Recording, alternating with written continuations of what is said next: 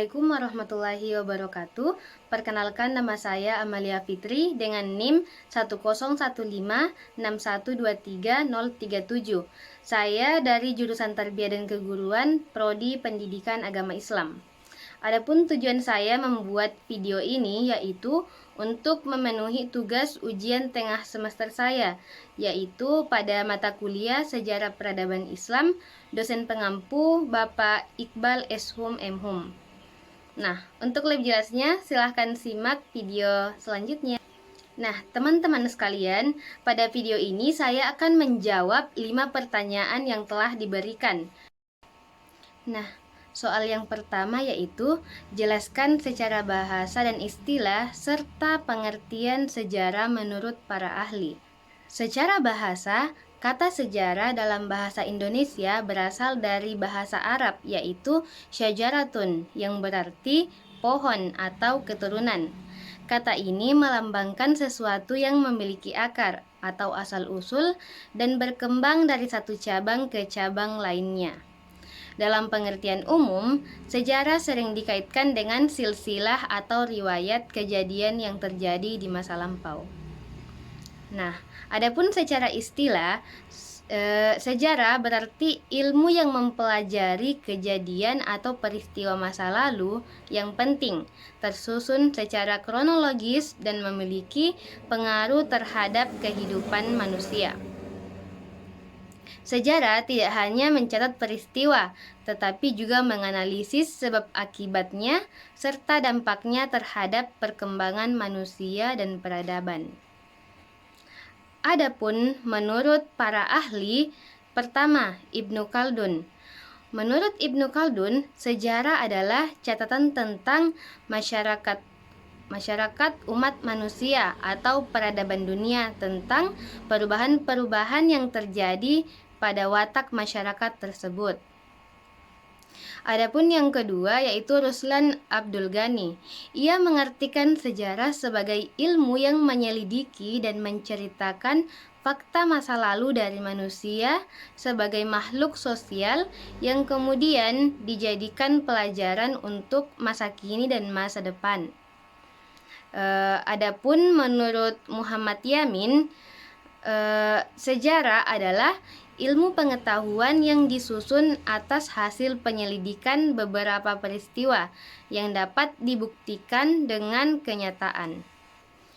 Adapun soal yang kedua yaitu jelaskan kondisi sosial dan politik bangsa Arab sebelum Islam. Pertama, kondisi sosial. Struktur suku.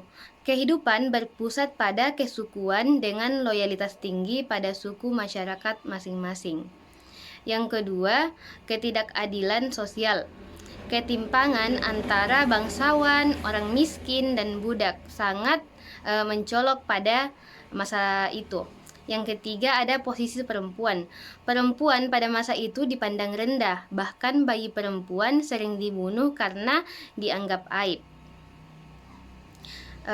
Yang selanjutnya ada politeisme, yaitu mayoritas masyarakat menyembah berhala dengan Ka'bah sebagai pusat pemujaan. Yang kelima, kemerosotan moral. Praktik seperti mabuk, berjudi, dan perang antar suku menjadi hal-hal yang umum pada masa itu. Adapun kondisi politiknya yaitu pertama, tidak terpusat. Tidak ada pemerintahan terpusat, kekuasaan berada di tangan kepala suku. Yang kedua, hukum adat. Sistem hukum bergantung pada tradisi dan kekuatan suku masing-masing. Yang ketiga, ada konflik antar suku. Pada saat itu, peperangan antar suku sering terjadi untuk memperebutkan sumber daya atau kehormatan. Yang keempat, ada pengaruh kekaisaran. Nah, beberapa wilayah dipengaruhi kekaisaran Bizantium dan Persia, tetapi sebagian besar tetap independen. Adapun soal yang ketiga yaitu jelaskan kemajuan yang dicapai umat Islam pada masa Khalifah Umar bin Khattab. Pada masa Khalifah Umar bin Khattab pada tahun 634 sampai 644 Masehi, umat Islam mencapai kemajuan besar dalam berbagai bidang yaitu politik, militer maupun administrasi. Nah, yang pertama yaitu perluasan wilayah. Kekhalifahan Islam berkembang pesat meliputi wilayah Persia, Syam, Mesir, dan sebagian Anatolia. Kekaisaran Persia berhasil ditaklukkan dan Kekaisaran Bizantium kehilangan banyak wilayahnya. Adapun yang kedua, administrasi dan pemerintahan. Nah, dibentuk sistem wilayah administrasi dengan pengangkatan gubernur untuk mengelola daerah. Didirikan diwan atau lembaga administrasi untuk mencatat pendapatan negara dan gaji tentara. Yang ketiga, ada sistem ekonomi. Nah, dibentuklah Baitul Mal atau lembaga keuangan negara. Ini diresmikan untuk mengelola pemasukan dan distribusi kekayaan. Diterapkan sistem pajak seperti kharaj atau pajak tanah dan jizyah, yaitu pajak non-muslim. Yang keempat, ada reformasi hukum, yaitu penegakan hukum syariat diterapkan secara konsisten. Didirikan pengadilan-pengadilan di berbagai wilayah dengan qadhi sebagai hakim. Yang kelima, ada militer. Dibentuk pasukan tetap yang profesional dengan pemberian gaji rutin. Pembangunan markas militer di wilayah strategis untuk menjaga keamanan wilayah kekhalifahan. Yang keenam, ada infrastruktur, yaitu dibangun jalan, jembatan, dan kanal untuk mendukung perdagangan dan transportasi. Kota-kota besar seperti Kufa dan Basrah didirikan sebagai pusat administrasi dan perdagangan. Yang ketujuh, ada sosial. Kesejahteraan masyarakat diperhatikan dengan distribusi zakat dan bantuan untuk kaum miskin, janda, dan anak yatim.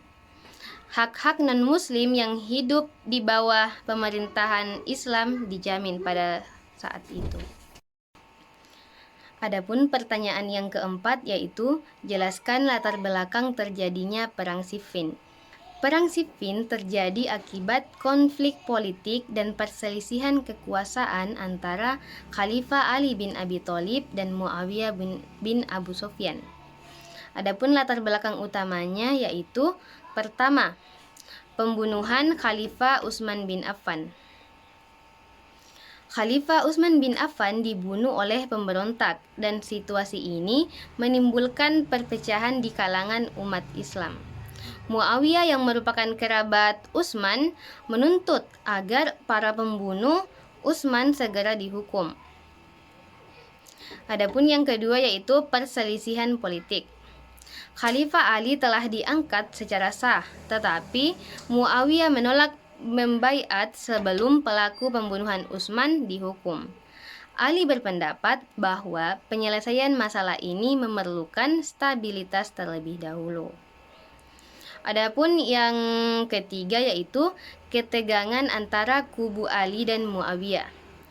Ketidaksepahaman ini memicu ketegangan di antara kedua pihak yang akhirnya membawa pasukan mereka ke medan perang di Siffin di dekat Sungai Efrat. Nah, perang ini berakhir tanpa kemenangan mutlak setelah kedua pihak setuju untuk melakukan arbitrase atau tahkim yang kemudian memperburuk konflik internal antara umat Islam. Adapun pertanyaan yang terakhir yaitu jelaskan perbedaan kebijakan politik dinasti Umayyah di Damaskus dan dinasti Abbasiyah di Baghdad. Adapun perbedaan kebijakan di antara kedua dinasti ini yaitu yang pertama, basis kekuasaan. Umayyah berbasis pada dominasi bangsa Arab dan sering mendiskriminasi non-Arab.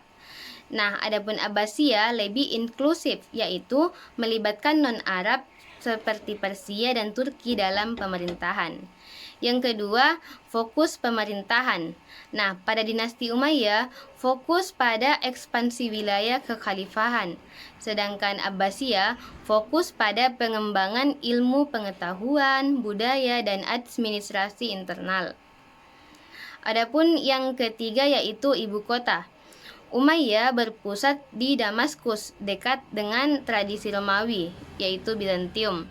Adapun Abbasiyah berpusat di Baghdad, menjadi pusat intelektual dunia Islam. Nah, adapun dinasti Umayyah lebih ekspansif, sementara dinasti Abbasiyah lebih fokus pada pengembangan budaya dan ilmu pengetahuan.